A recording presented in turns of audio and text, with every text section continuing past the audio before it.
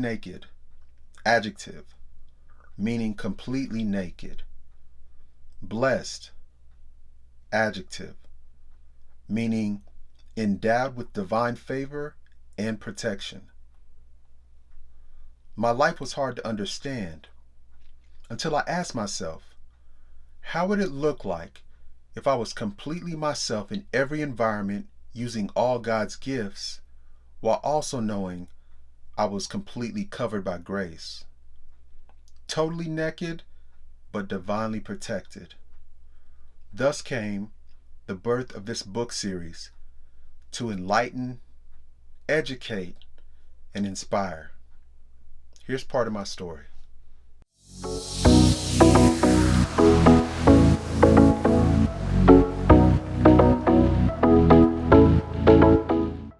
This is one of the last stops, man. Just taking account of the high school year. So we're here, South Garland High School. This is the place I write in my book where, unfortunately, a lot of my trauma, a lot of my anxiety happened, and I think a lot of us are now dealing with it. And I'm actually glad that there are more people speaking up about mental health. And I mean, you have so many people from Charlemagne to Taraji P. Henson has organization. I mean, there's so many people talking, and especially in the Black community, getting us more and more familiar with the, normalizing mental health. But at the time, mid 90s, 2000s, it wasn't anything but being weak-minded or strong, and I mean, that's toxic. And so like right here in this area was where the bus would drop us off. And again, if you get the book, you kind of understand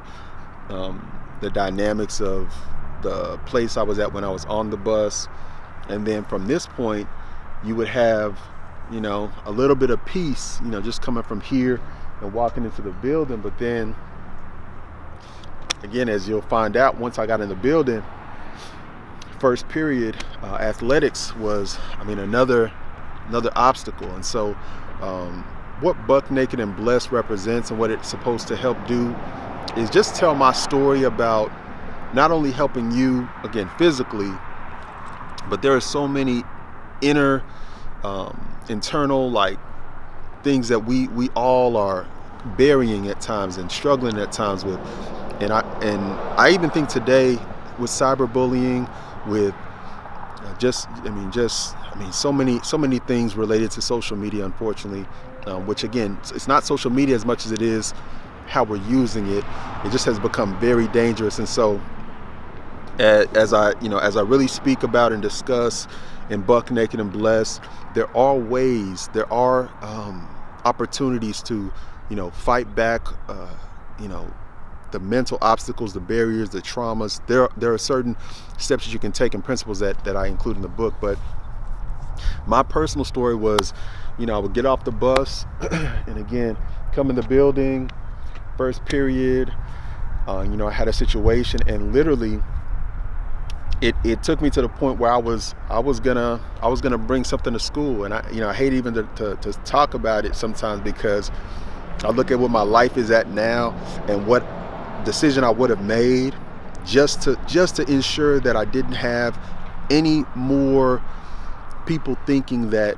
Because here's the thing, right? Here's the thing.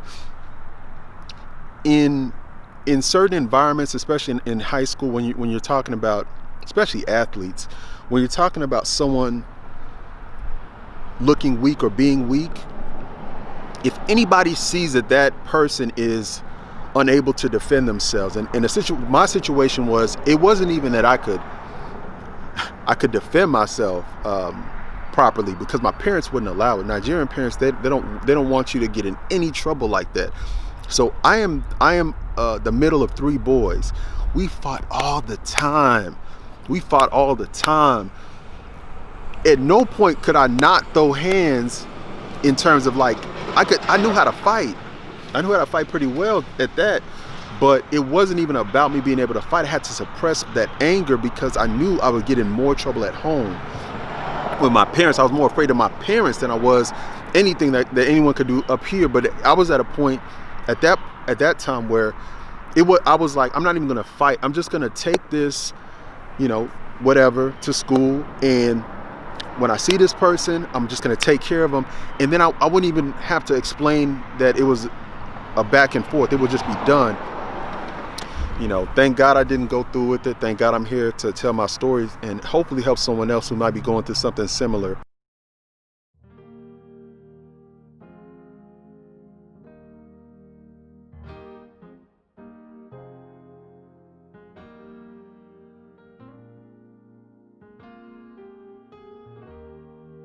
As y'all know, Buck Naked and Blessed is spoken through a Christian lens, and I'm unapologetically, a believer in Christ, and part of the reason I am is due to this parking lot that we're in right now, the Mount Hebron Christian Academy.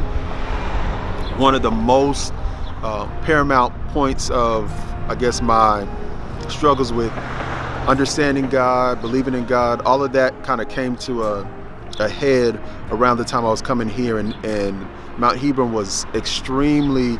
Now they have a few churches. It's the Academy, and then they have True Praise, which was excellent in just getting together youth and making activities and making things fun.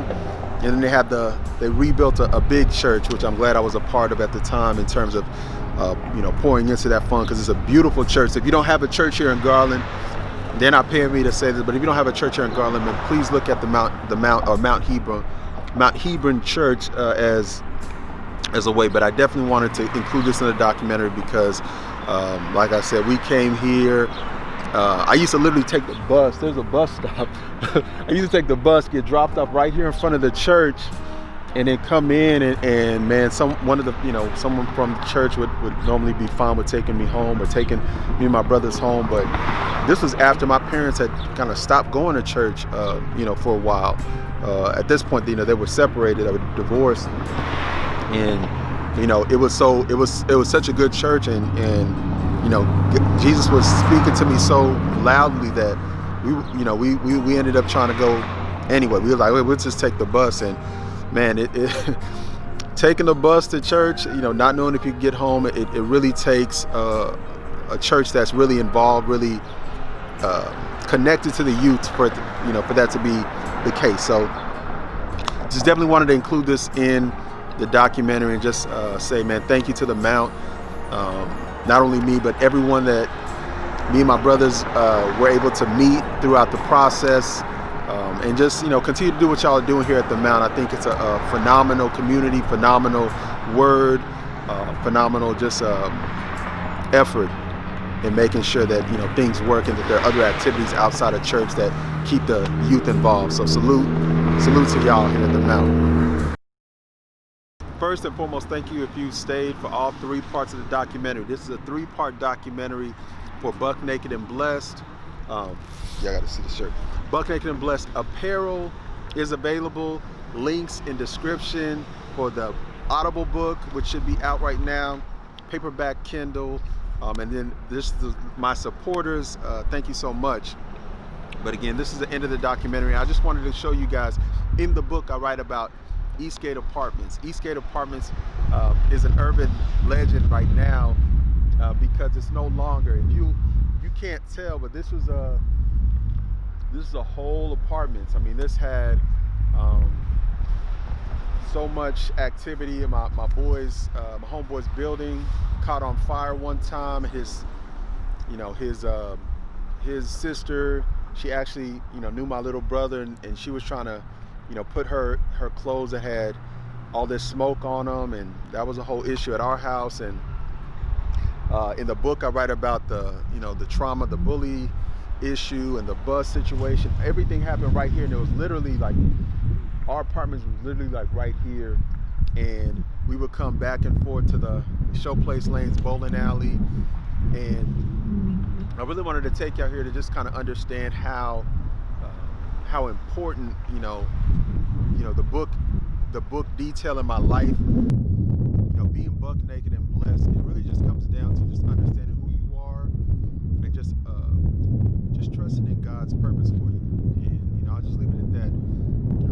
Whether you get the audiobook or the paperback or the Kindle, I really want you guys to reach out to me. And if you're a youth or you're somebody that's struggling with anything dealing with mental health, reach out to me. Let me know. And I'm sure that there's some conversations, there's some information.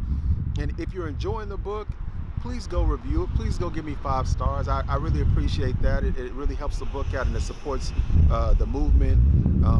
With that being said, y'all, thank you. I appreciate you. Love y'all. And visit me on lifechanging.com. But this is Life Changing. That's what we do. Change lives. Thank you, guys. Taking just be. Don't take it. Taking just don't be. And live my life. Don't take it personal. I ain't lying. I ain't hiding. I've been grinding, multiplying. I've been trying to get my weight up, staying prayed up, meditating and taking time away. You always posting up pictures, trying to look like you winning. I'm writing rhymes in the kitchen, soaking in moments we live in. Yeah, you got the nerve to be on me, faking your life for the IG. If you got my number, don't add me, cause baby, I'm on high.